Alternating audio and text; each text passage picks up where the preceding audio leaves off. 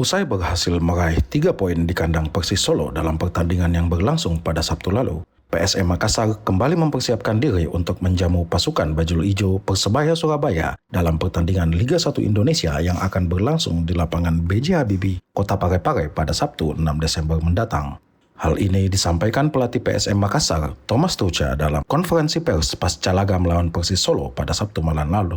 Ia menyampaikan para pemain akan kembali melakukan latihan untuk mempersiapkan diri menghadapi laga melawan tim asal Surabaya tersebut. Thomas juga menyampaikan selain persiapan latihan kondisi dan strategi, dia mengharapkan supporter PSM Makassar dapat hadir untuk mendukung tim kesayangan mereka dalam pertandingan dan memenuhi seluruh sektor stadion pada 6 Desember nanti. So my message to them is we are playing next weekend big game against Persebaya.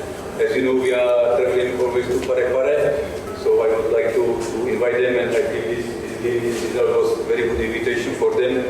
So I hope that they celebrate tonight with us, and I will see them next week in the numbers in all sectors of the stadium in Parepare.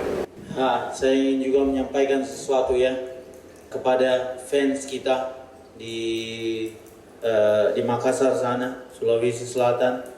Saya seperti yang kita ketahui bahwa jadwal kita selanjutnya adalah melawan Persebaya, dan seperti yang kita semua ketahui bahwa setiap pertandingan kandang kita harus melakukan perjalanan ke Parepare. Kita akan bermain di Parepare, dan saya ingin mengundang mereka untuk berada di pertandingan tersebut, memberikan dukungan penuh pada kita.